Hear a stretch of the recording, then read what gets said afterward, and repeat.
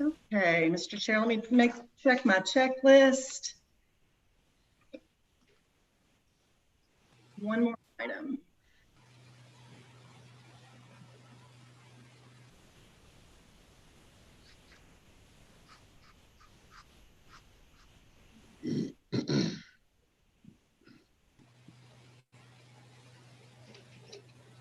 Okay, Mr. Chair, we are ready.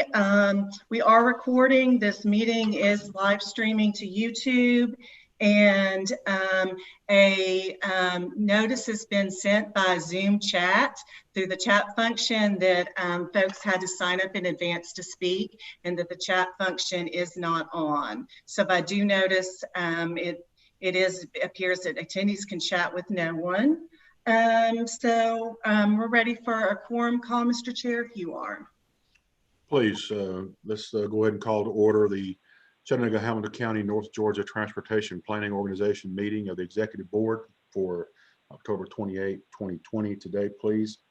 We are having this meeting by permission from the governor, an executive order allowing us to do so due to the pandemic crisis we're currently undergoing. One of the key points of those meetings is that all votes and everything is to be done by roll call, no voice vote. So let's go ahead and begin with a roll call. Okay, Mr. Chair, I am making sure we have a few members that were joining us that are board members that are in the attendees list. So I'm moving those folks in so we can grab them in the roll call.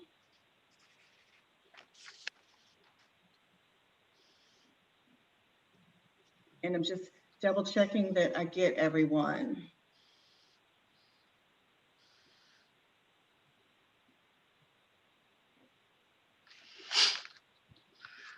Okay, so give me 1 second, Mr. Chair. I'm just making sure I have everyone here. Commissioner Whitfield, I see you've joined us. Jeff Long, I see you've joined us. And I had one other person, and Tim Thornberry, I saw you on the list and I can't find you in my video, but I'm just confirming that. Let me see.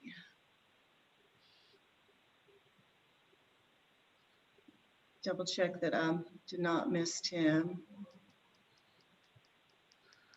Okay, and we have a request to move Preston Elliott in as a panelist.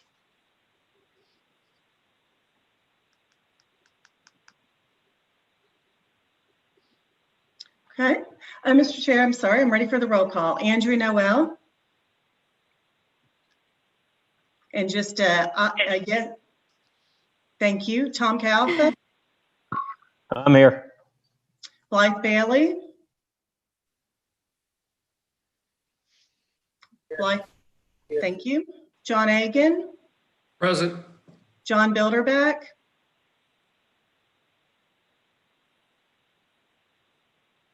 John Bilderbeck.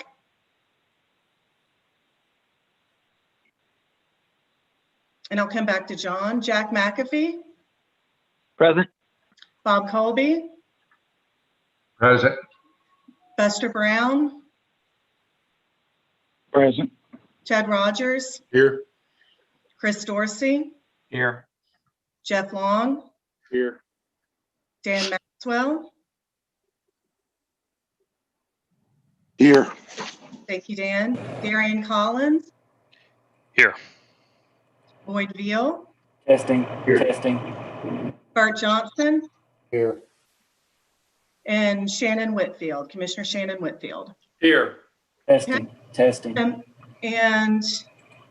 Here's someone testing, which I can hear you, and you may want to go on mute. And just one more check in the attendees list, Mr. Chair. And if you are on the meeting and a board member and I'm missing you, I apologize. But Mr. Chair, we do have a quorum. Oh, Karen? Karen. Yes, Dan. Okay, I didn't know if you saw me or not. I can. I'm sorry. Thank you very much. Hold on 1 second. Dan Wright is in, and let me find you on my list, Dan. Thank you very much. Karen. Yes. This is John Builderback. I'm here. Thank you. Yeah. I've got Dan. Is there anyone, another board member? And I apologize if I've missed you. Okay, thank you for mentioning that. Mr. Chair, we do have a quorum. Okay, let's go ahead and begin our meeting. Thank you, everybody, for attending today. And one of the things we want to do right off the bat is I want to turn it over to Courtney Geary she has a special announcement, please. Thank you so much, Mr. Chair. I'm thrilled to have the privilege to announce to you all today that the Association of Metropolitan Planning Organizations has bestowed a very prestigious national award on our very own Melissa Taylor. She was selected for the 2020 Excellence in MPO Staff Achievement Award. Her award was officially announced yesterday at the AMPO virtual conference, and the full strategic long-range planning staff, along with Karen Rennick, worked together to submit a nomination for Melissa. We really appreciate TPO members Teresa Claxton of the FHWA Tennessee Division, as well as Lisa Marignano of CARTA, for providing quotes for us to include in the nomination. We'll have the nomination materials along with a full staff report about the award for you all to review along with the TCC as part of your upcoming November and December meetings. And Melissa prepared a really heartfelt and personal acceptance video for yesterday's virtual award session. So we'll get you all a link to that as well. I hear all of you express on a regular basis just how much you appreciate Melissa's tireless dedication to the TPO. And I think this national recognition drives home just how lucky we are to have her here working for us in our region. So I hope you all will join me in congratulating Melissa on her accomplishments. Absolutely. Isn't that wonderful news? Let's give everybody a video handshake. Woo! That's all we can do today. Melissa, next time we hug you, and as long as we're COVID safe, congratulations so much is in order for that. We do know you work hard, and I don't want to repeat what Courtney said because it was perfect. And I would love to see your acceptance speech. I think that's a wonderful thing. So I do look forward to that link. But certainly on behalf of the executive board, Melissa, congratulations on that accomplishment. We're very proud of you. Thank you, Mr. Chair. You're more than welcome. Okay, so the first item of business we have is the federal partner update. Let's go ahead and go through that.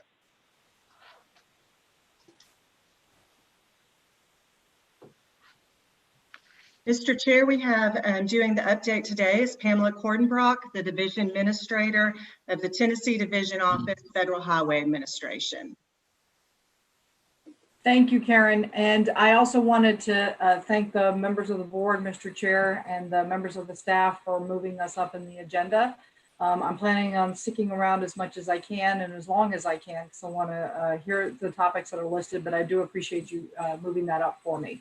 Melissa, I can't congratulate you enough on what a recognition that is well deserved. Congratulations on your selection. I don't know if it's a lifetime achievement award, but it certainly should be, and we are expecting a tremendous amount of wonderful continuing working with you.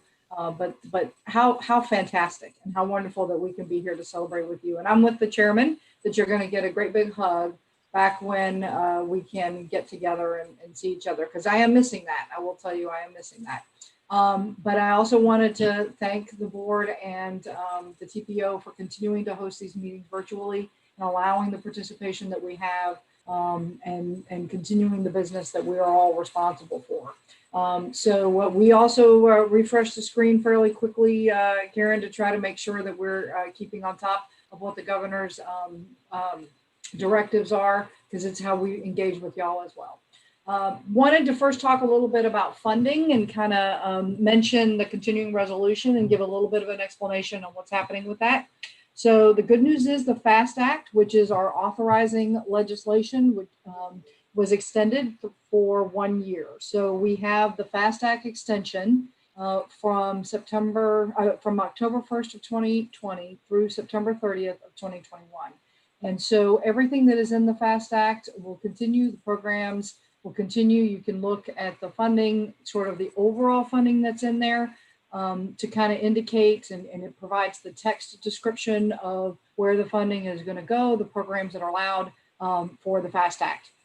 Having said that, we have a separate action that Congress needs to take regarding our appropriations, which is actually the assignment of funds. So while the FAST Act talks about the total amounts that are allowed in the program, the appropriations are the annual allotments and allocations that are made by Congress. And right now we have a 65-day continuing resolution through December 11th.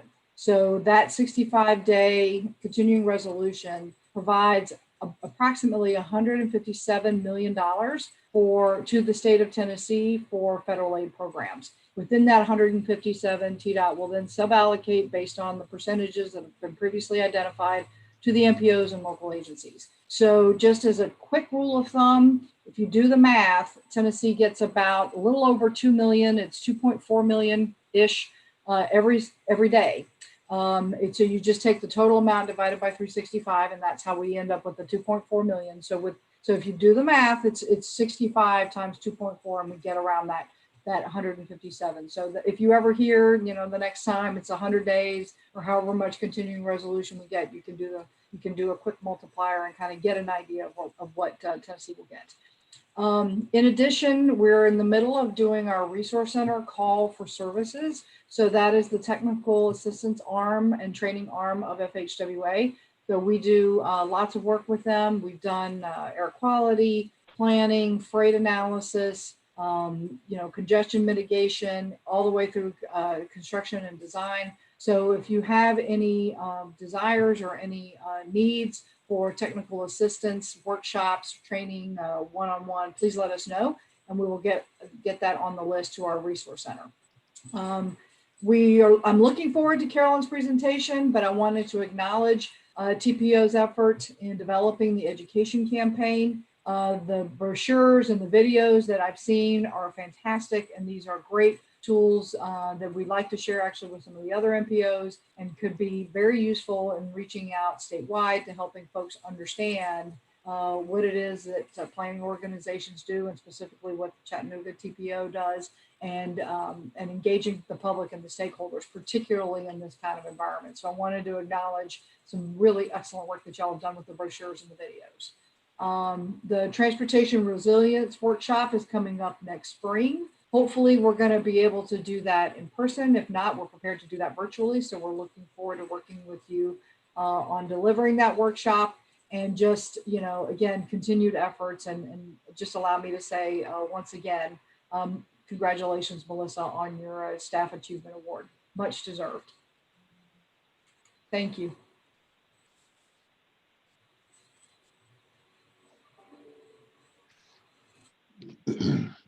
Okay. Our next item is approved by resolution and amendment for the selected projects for federal transit. Mr. Chair, can we All jump in and do the minutes prior to that? Yeah, I probably should do that. Thank you for catching that. I see that on my paper now. So let's look through the minutes, and after we peruse those, we'll entertain a motion for approval, if there is one.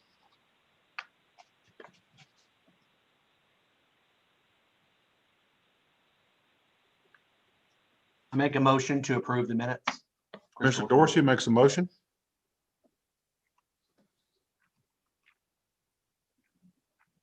Second. There's a second from Mr. Bilderback. Roll call, please. Okay. Andrea Noel,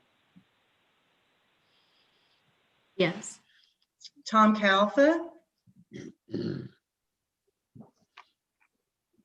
Tom Kalfa. Yes. Thank you, Tom. Blythe Bailey, Yes. John Agan, Yes. John Bilderback, Yes. Jack McAfee, Yes. Bob Colby, Yes. Buster Brown, Yes. Ted Rogers, Yes. Chris Dorsey, Yes. Jeff Long, Yes. Dan Maxwell, Yes. Darian Collins, Yes. Dan Wright, Yes. Boyd Veal, Yes. Bert Johnson, Yes. Commissioner Whitfield. Yes. Thank you. Thank you, Mr. Chair. Yeah, thanks for catching that, Karen. You're welcome. The next item, of course, is what we mentioned earlier, agenda item number 2, the approval for a resolution of an amendment to the selected projects for Federal Transit Administration Section 5310, call for projects. Thank you, Mr. Chair. So this item is related to our annual 5310 call for projects for the Section 5310 program, which aims to improve mobility for seniors and individuals with disabilities by expanding transportation options available and reducing barriers to transportation. From July 1st to August 7th this year, the TPO partnered with CARTA to issue a call for projects for Section 5310 funds in the TPO area. We received 7 applications by the application deadline. 6 of those were eligible for 5310 funding, and 4 of them are before the board today to recommend for approval by resolution. All of the eligible applications exceeded the total amount of funds available, and so the 4 projects from the 6 eligible applications represent the highest ranking projects from the TPO's Human Services Transportation Committee, which met on August 18th to review the applications and make a recommendation for the ranking of those applications. So the 4 projects that are before you today are included in your packet, but I'll give a brief overview of what they include. The first is a project from the Chattanooga Department of Transportation to improve accessibility and mobility for mobility impaired individuals around transit stops in the city of Chattanooga. So those are sidewalk improvements and ramp improvements for accessibility around transit stops, targeted in areas that have high concentrations of ridership of seniors and individuals with disabilities. The second project is a proposal from the Southeast Tennessee Area Agency on Aging and Disability, the AAAD, for funding to expand their My Ride transportation program. This is a volunteer driver program for seniors that piloted in the Red Bank area about a year ago. And this request is for funding to expand that volunteer driver program to more areas of Hamilton County that experience where there's particular gaps in transportation services for seniors. The third proposal is from Orange Grove Centers to purchase ramp accessible minivans to serve the seniors in their housing program. And then the fourth one is from Signal Centers to acquire transportation services through a contract to serve adults with disabilities in their adult day program.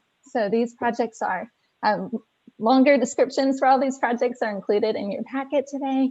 The total of federal funding requested for all of these projects is around $350,000.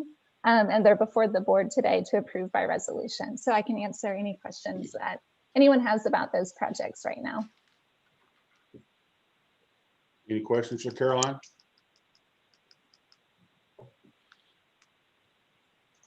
Okay, if not, we'll entertain a motion for approval. Move to approve. There's a motion. Is there a second?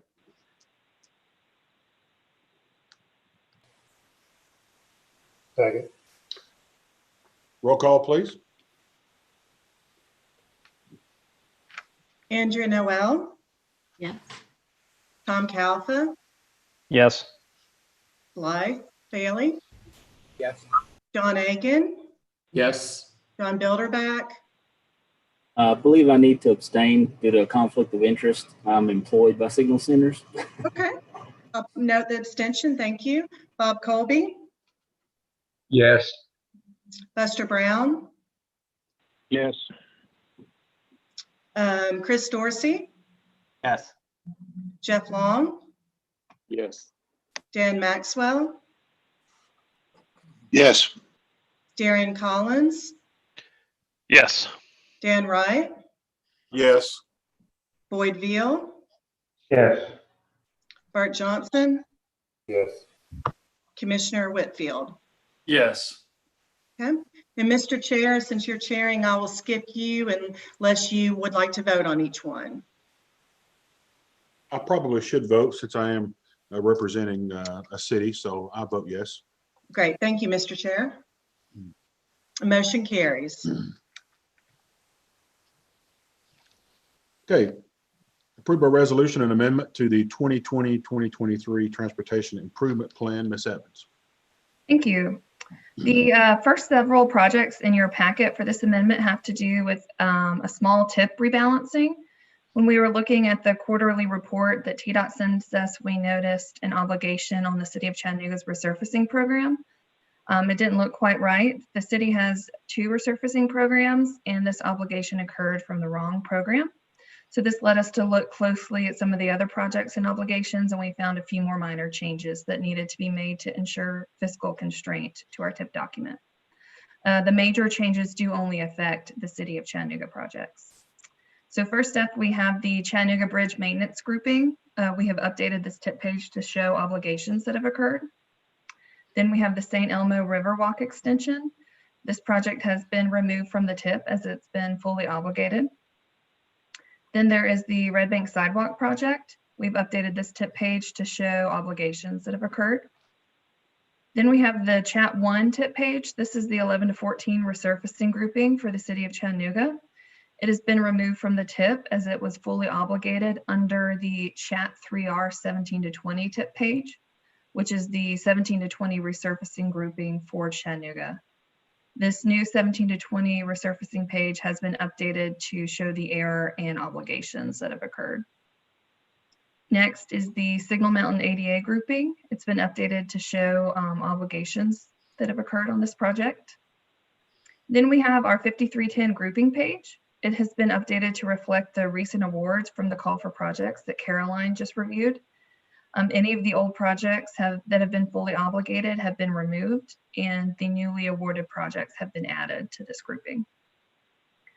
Next, CARTA has received another 5339C grant, and it has been added to their CARTA Electric Fixed Route Coach Purchase Project TIP page. And lastly, the City of Chattanooga has received a CMAQ grant for the Chattanooga Traffic Signals and Communications Upgrade Phase 2 project. This is being added into the TIP as part of this amendment. And I'd be happy to take any questions or public comment at this time.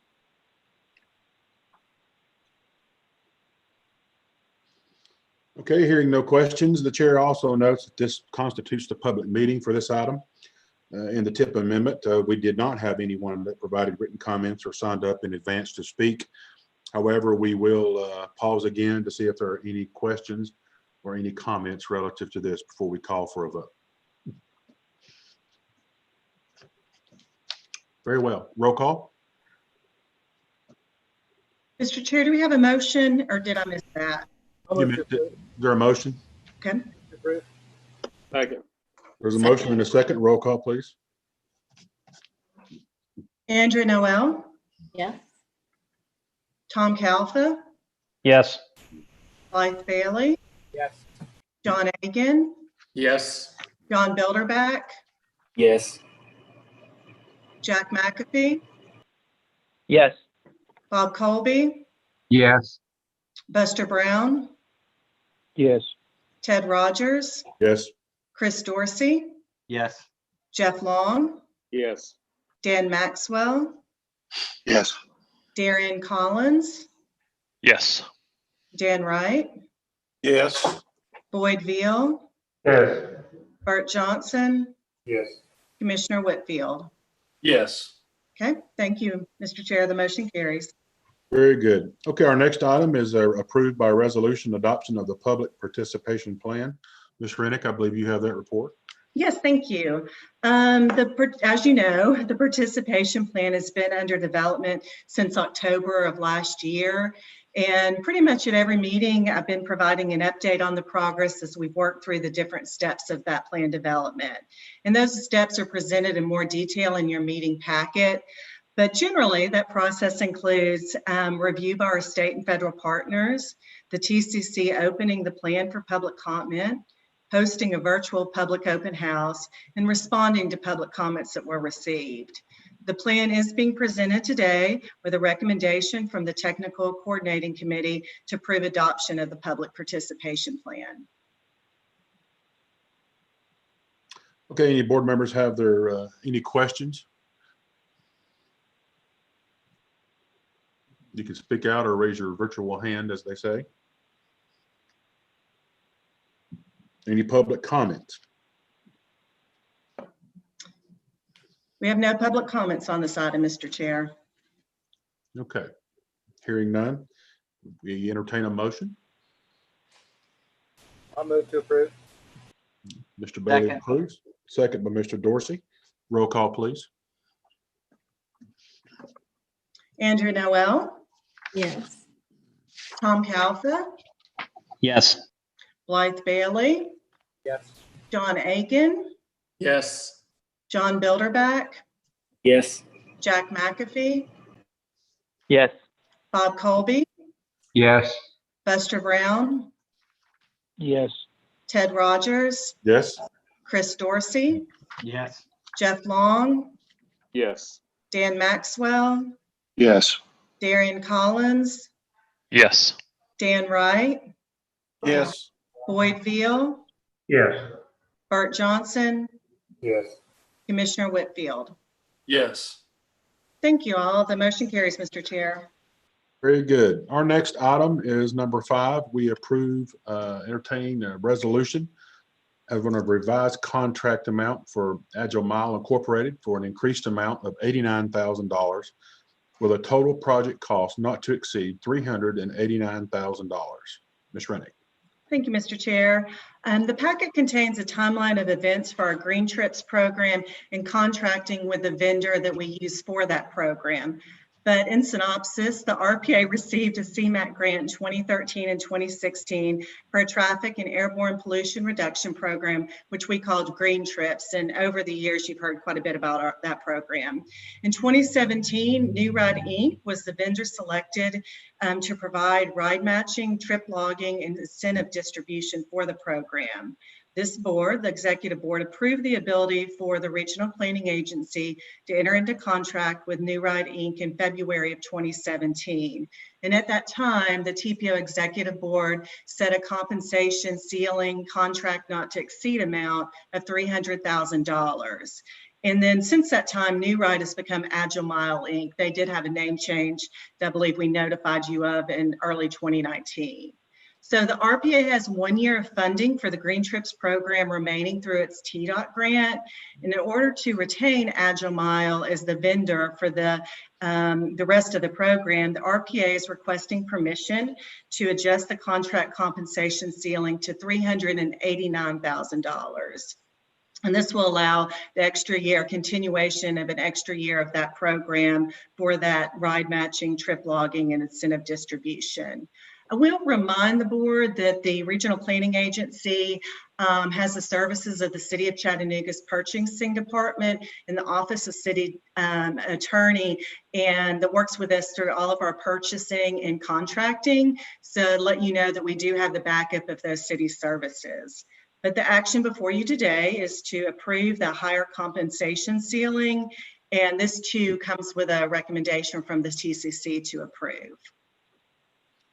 Very good. Any other questions on this topic or comments?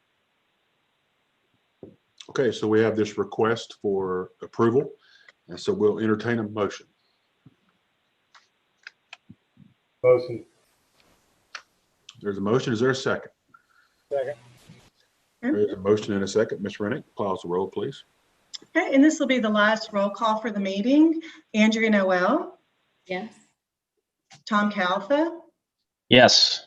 Blythe Bailey, Yes. John Aiken, Yes. John Bilderback, Yes. Jack McAfee, Yes. Bob Colby, Yes. Buster Brown, Yes. Ted Rogers, Yes. Chris Dorsey, Yes. Jeff Long, Yes. Dan Maxwell, Yes. Darian Collins, Yes. Dan Wright, Yes. Boyd Veal, Yes. Bart Johnson, Yes. Commissioner Whitfield. Yes. Thank you, Mr. Chair. The motion carries. Outstanding. Okay, item number 6, the official notice of pavement and bridge performance management and systems performance 2-year midterm reporting and targeting revisions. Ms. Taylor. Thank you, Mr. Chair. As you know, we've been working for a while now on a variety of federal performance measures that were mandated by our US DOT. And I am specifically speaking about our pavement and bridge condition. This applies to the percent of interstate and non-interstate national highway system pavement and bridges for both the good and poor condition. TDOT and GDOT have both reviewed their data for the mandated 2 and 4 year targets. States and MPOs were given the opportunity to readjust their 4-year targets at the 2-year interim during that period of looking back and seeing how well they're doing. What does it look like in terms of their ability to meet targets, or whether they have undershot the ability to do that. So they have both reviewed those. The MPO did not adopt its own targets, and so we have supported the states. Tennessee DOT was the only one to adjust their 4-year target, and it was for the percent of non-interstate pavement in poor condition. The original target was set at 4%, and that has been revised to 5%. The TPO staff recommends continued support of all of the state's targets for pavement and bridge condition, in addition to the revised target for the one I mentioned. Additional details have been provided in your packet. I'm happy to answer any questions, and the TCC and board are slated to take action in November and December, respectively. Thank you so much, and let me know if anyone has questions. Any other questions? Very good. I think Ms. Lee, you have a report. Okay, yeah, thank you, Chairman. The PM3 system performance cover 4 measured areas. The last two that you show on the slide here, is more related to the CMAC. And then next one that is show the, Lisa, can you move to the next one? Yes, ma'am. Is the travel time reliability for the interstate and the non-interstate NHS, and also the truck reliability. Those are the two the TPO are required to do, because right now we are attainment area. And the next one. And then here you show you the next one, please. Sorry, a bit my thing wasn't working. Yeah, the timing is kind of tough to coordinate. This slideshow is what the TPO adopted the GDOT and TDOT, the PM3 target here. It showed the 2-year and 4 years target. And then the next one, the show. Can you go to the next one? It shows in Georgia met all the PM3 targets, so they're going to keep the existing target. But in Tennessee, the truck movement, the truck reliability is right now is showing 1.35. This is above the 4-year target. So they're going to revise the 4-year truck reliability target to 1.37 and keep the rest of the NHS target the same. And so the next slide will show you what will be the 4 years targets right here.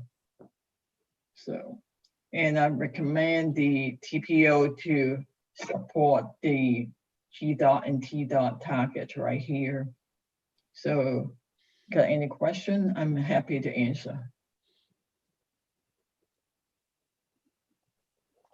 Any questions?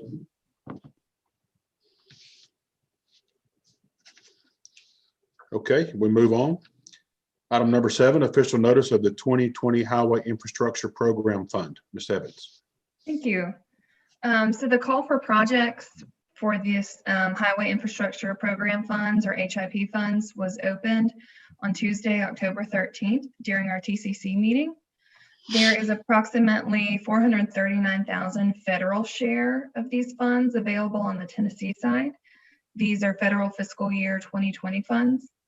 And then there is approximately 506,000 federal share available for the Georgia portion. And these are federal fiscal year 2019 and 2020 funds. Since it is a small amount of funds available for this call for projects, we are asking for existing projects in our current TIP only. So any projects that have cost increases or any projects that were only partially funded during the development of this TIP is what we're looking for in this call. For the Georgia side, we will accept both new and current projects. Like I mentioned, the call opened on October 13th, and it closes this Friday, the 30th, at the close of business. There's a link in your packet to the SurveyMonkey application. It's similar to our call for projects applications in the past, although it is much shorter. The eligibility information is in your packet, but basically it's any improvements to highways, bridges, and tunnels is what is eligible. And also an addition or a change for the fiscal year 2020 funds, highway and transit safety infrastructure improvements and programs, including railway, highway grade crossings are eligible. But please feel free to contact me, give me a call or email me with any questions about these funds or this call for projects. Thank you. Excellent. Any questions or comments from the board? Okay, we move on. Agenda item number 8, bicyclist pedestrian data collection update. Mr. Gibbons. Yes, sir. Thank you, Mr. Chair. Just a little background on this project. Ahead of the 2050 Regional Transportation Plan, the TPO is planning a bicyclist and pedestrian count project. While planning for a safe multimodal transportation system is an important part of the TPO's work, there is not currently any source of non-motorized transportation volume data for the TPO. So this project is going to begin to address that by collecting baseline volume data at locations and times of year expected to have the highest numbers of people walking and biking for transportation within the TPO's planning area. This will be the largest geographical area covered by a count program like this in the TPO area. It consists of 24 sites in 6 different jurisdictions in Tennessee and Georgia.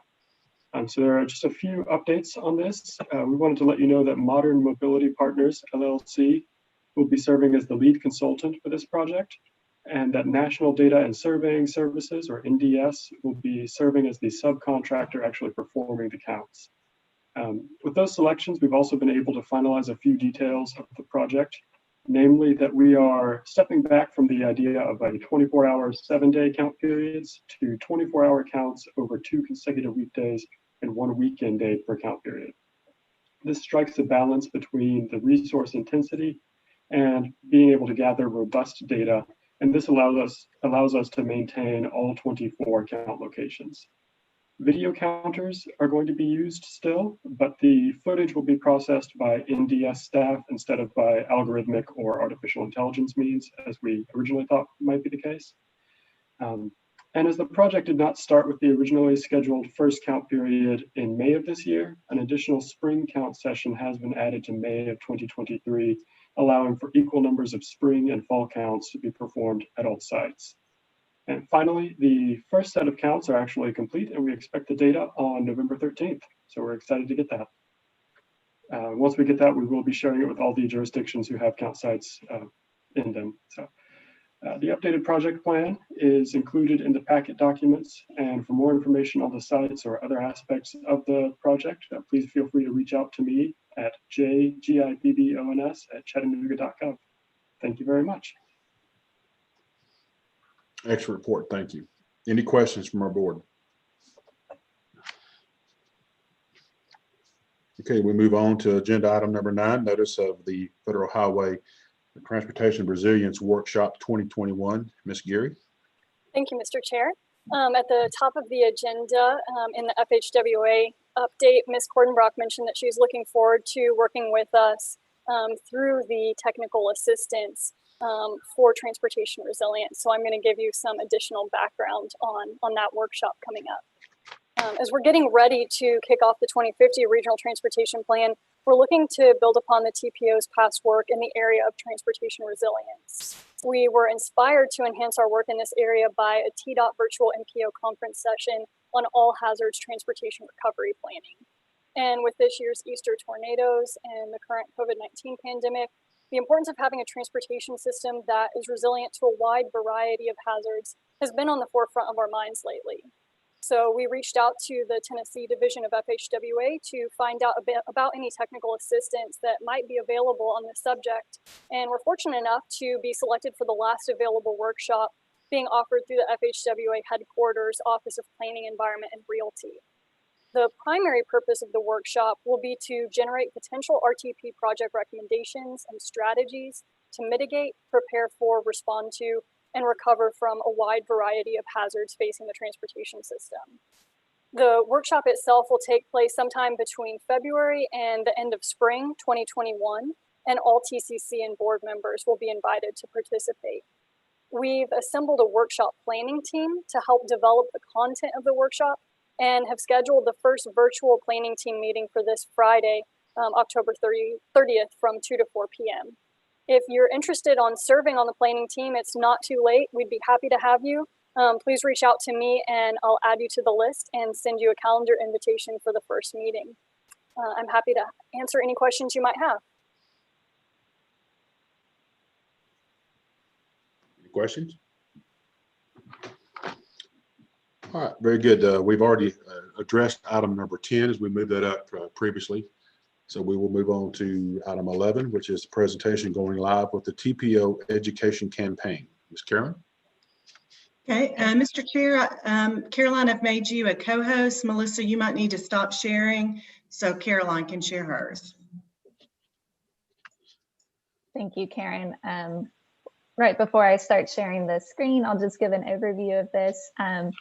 Our education campaign that Pamela referenced at the beginning of the meeting, and that I'm going to give a quick presentation about right now. This is something we've come to the board with several times this year over the past board meetings as we've been developing the education campaign. If you all can recall, in the pre-COVID days, I think we gave a presentation about how excited we were to have a summer filled of going out to community events and tabling at soccer games or conferences or farmers markets or any sort of events that may have been happening to kind of share information about what the TPO is and what the TPO does for our region. We've clearly had to pivot from those plans a little bit given the pandemic, but we have taken the education campaign virtual and we've developed a webinar series using the presentation that we had prepared that we would have been kind of bringing to people in person at in-person meetings. We've also finalized our TPO education brochures. And so I just wanted to kind of share those with you all so you're familiar with what those materials consist of and kind of what they look like. So you also know where to find them and kind of help direct people in your jurisdictions or folks that you work with or that you represent that might want to learn more about the TPO. And we just kind of want to show you all where to find the materials we've developed and kind of how to connect people with those resources. So I'm going to share my screen now. If I can get this all pulled up. I think you all should see my screen. So instead of just giving the whole presentation, I just wanted to kind of click through and give you all like a feel for what's included in the webinar that we've developed. It's a presentation, like a kind of just a PowerPoint presentation that we're going to be delivering as a webinar starting in mid-November, and I'll share those dates with you all at the end of kind of clicking through it all, and I think they're also included in your packet today. So this is what the presentation looks like, which I think everyone should be able to see now. Great, thank you.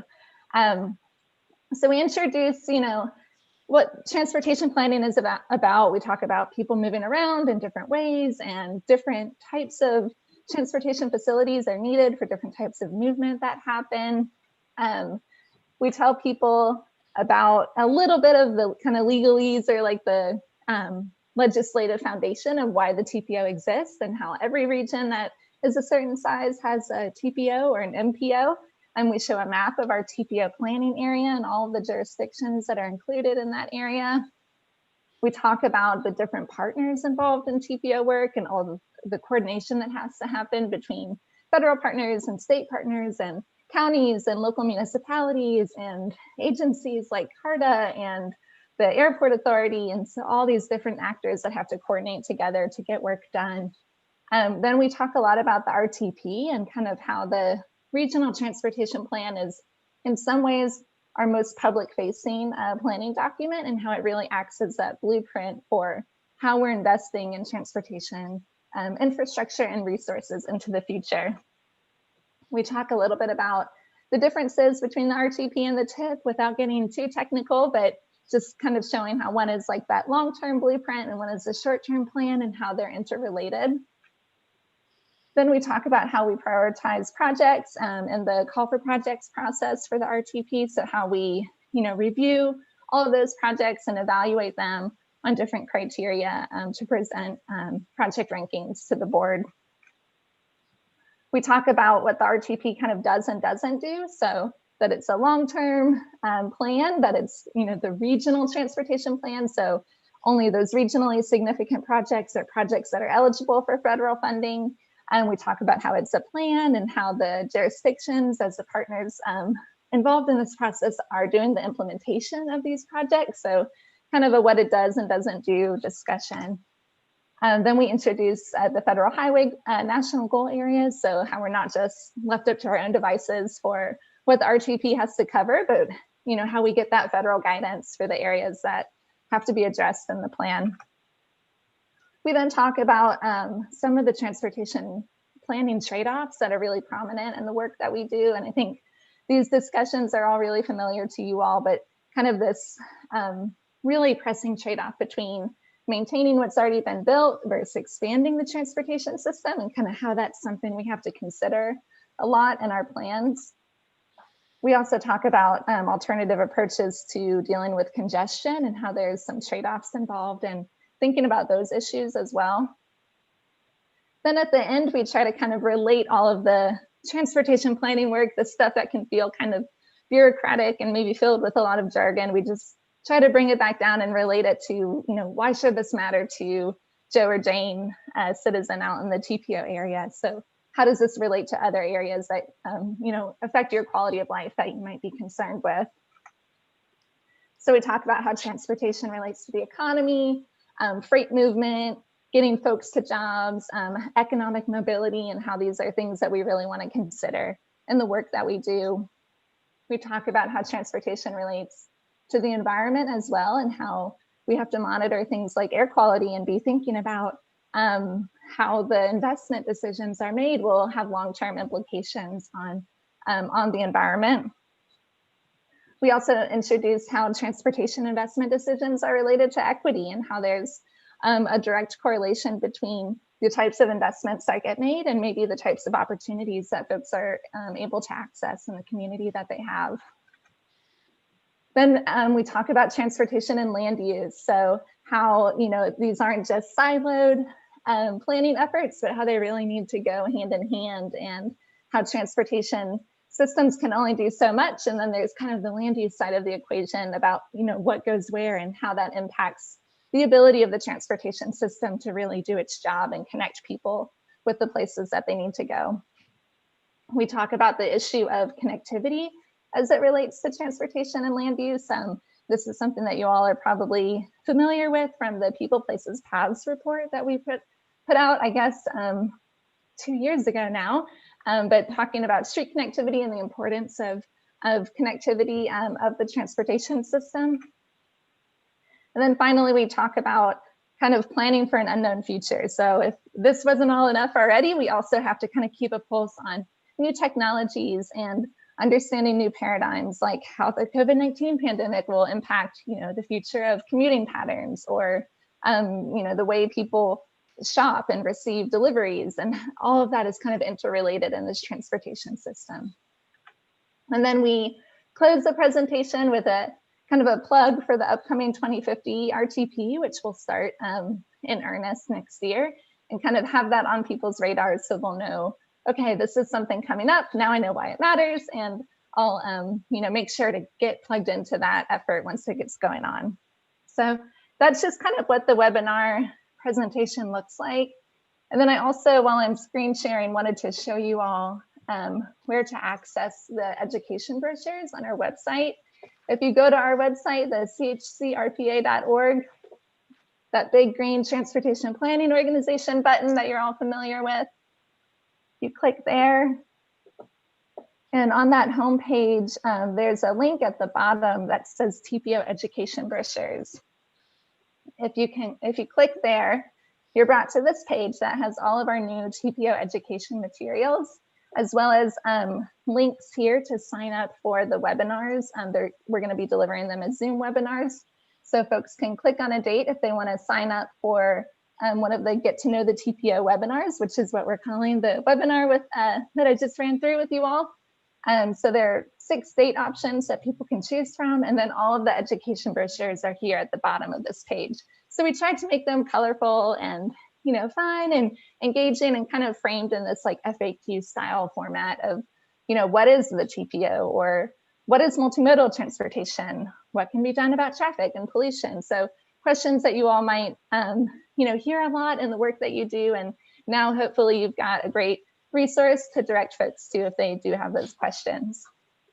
The final thing I'll point you all to, if you are active on social media or on Facebook, on our Chattanooga Hamilton County Regional Planning Agency Facebook page, there's a new post just from a little bit earlier today, kind of making a plug for the TPO education webinars. So if you're on Facebook or active in that way, please feel free to give us a like or share that post. We're really just trying to reach anyone in the community that might kind of have any sort of general interest in transportation planning or just in local government in general, or might be maybe an environmental advocate or someone really interested in the economy and what our economy is doing and maybe hasn't thought about the ways that that relates to transportation before. So this is for everyone, and we really appreciate your support and helping us push out these education materials so we can ensure that we're doing our due diligence as public servants to make sure people know what we're up to and what we're around for. So that's it for me. I'm happy to answer any questions that anyone has right now, or if you just need direct links to any of this or have any questions about it, feel free to reach out to me. That's a very good report, Caroline. Thank you very much for that. Any questions for her?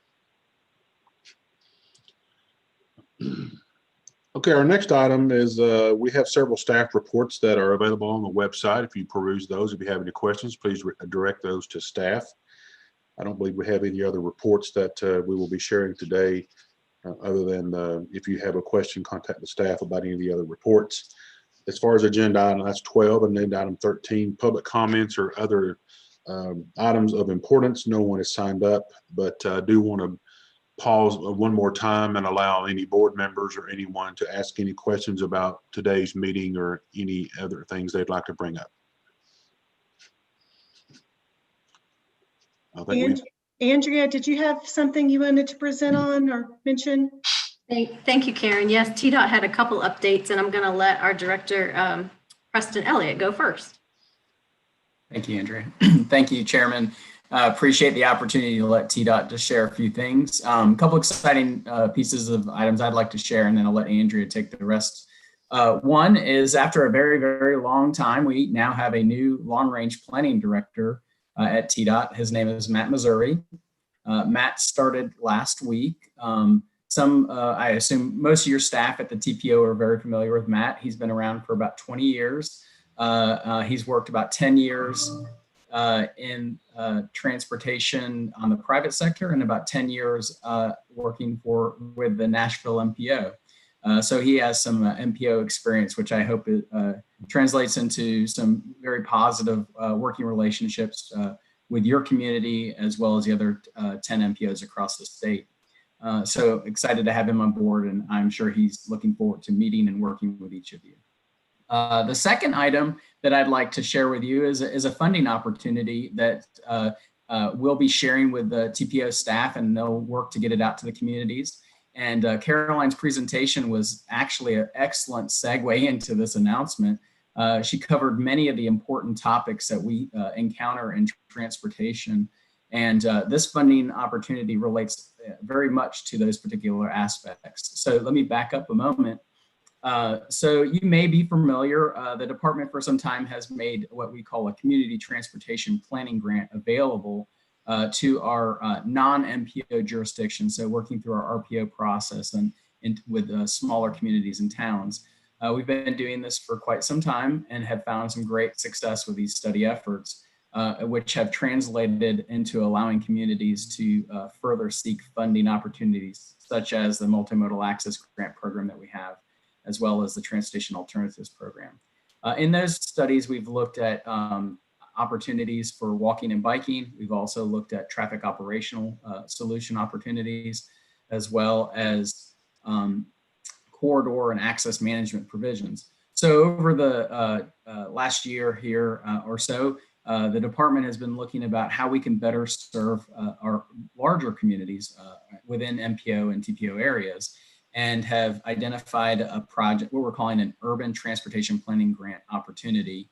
And these are, that we're doing it as a pilot because we really want to see what kind of community transportation needs exist within our larger urban areas. And again, these funds would be available to undertake studies that support the long-range planning goals and objectives of your community, so of the TPO. So really there's a linkage. It's really an opportunity on a more micro level or a let's say a sub-area component that you want to look at topics that are very important to your community. A couple of examples of where we see urban transportation being much more complex than we do in our smaller communities is curbside management. That is a growing topic of how you address and deal with a lot of the competing interests for curb space within our downtowns and town centers. Other aspects are first mile, last mile that relate to freight. And we also hope there will be some opportunities for some smart mobility or even a follow-up on the resiliency component that Courtney mentioned. Again, thinking about this as it relates to more of the complex issues you deal with at a city or county level, and then how you can put into place mechanisms, whether they're programs, policies, or projects that really fundamentally support the overall vision that you have for your region. So we're really thinking that this is an ability to augment some of the great efforts that are being undertaken at the regional level, and we'll be coordinating very closely with the TPO to make sure that it's supportive within that regard. So I just wanted to make those two announcements. It'll be coming in a month or so that I think you'll hear more about this, but just wanted to mention it at your board meeting today. And lastly, before I hand it over to Andrea, really wanted to let you know, appreciate all the hard work that your staff is doing. It's an exciting recognition from Melissa. Kudos for sure. I've had an opportunity to attend a lot of AMPO meetings, and this award is a very prestigious award for those that are in the MPO world. So great job. And thank you for the opportunity to take this time. So Andrea, I'll let you finish up here. Thank you, Preston. I just have one short local update. It's on the I-24 project. TDOT recently awarded the contract to modify I-24 at Broad and Market Streets. The project is scheduled for completion in August of 2023. We have a video that shows the footprint of the project, which is really cool. Karen said she'll send that out, the link out to the video in the meeting minutes, just in case you haven't seen it yet. So that's all we have. Thank you. Okay, anything from our partners at GDOT? Anything from our North Georgia colleagues? I have a report from GDOT at this time. Go ahead, GDOT. Actually, I do have one item. We recently have a deputy. We have back in September, we had a new deputy director of planning, Matt Markham, who joined us from the Georgia Department of Economic Development. He started in early September, so he's kind of he'll be running our day-to-day operations in the office. So that's our big news. All right, we appreciate that. Our North Georgia colleagues, any business? I appreciate you being on the call today. All right, anything else for the good of the order? Any other comments or questions before we adjourn the meeting? Mr. Chair, it's Karen. I'd like to note that the next board meeting is December 15th. This is because the fourth Wednesday, which is our normal standing date, of course, conflicts with the holidays. We've always had this one outlier in December. So we'll send that out along with the link that Andrea noted, just as a save the date. But if you could go ahead and calendar December 15th, because oftentimes that meeting is one we cancel, but we are going to be holding that meeting. We do have quite a bit of business to conduct here at the end of the year. Very good. So let's get December 15, 1:30, I presume? Yes, sir. One on the calendar. That's very good. I appreciate you bringing that up. Hey, Chairman. Yes. It's John Bridger. I just want to also add a few remarks on Melissa. Just, I almost feel like it should be a lifetime achievement award, because I can remember back, if you recall, back in the early mid 2000s, it wasn't such a rosy picture when she took over this organization. We had a lot of challenges, and she really jumped in there in a very difficult situation and really turned a difficult situation to an exceptional one. And so I just want to share how much I really appreciate her leadership. I think you can see it as in her own staff, how she's developed them and given them leadership opportunities, and just really proud of her work, not only in the profession, but in her department and our organization. So I think it's a well-deserved award, and glad to have her part of our team. Thank you, Mr. Bridger. I appreciate that. We've talked many times during our board meetings about how we have wonderful, competent staff. They do such a good job. They make us look good. We come in and we discuss some things and we vote, not realizing sometimes we forget that there's hours and hours and hours of effort that goes on that the staff do. And certainly on behalf of the board, I would like to thank the staff for that. We are very grateful for it. We do not take it for granted.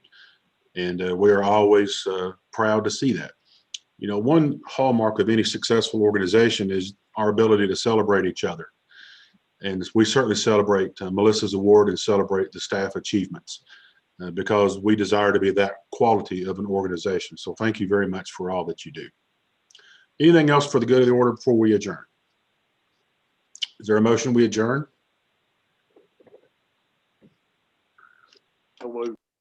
I was getting worried. I thought we might want to stay around for a while, maybe having biscuits and coffee or something, but looks like we're good. There's a motion.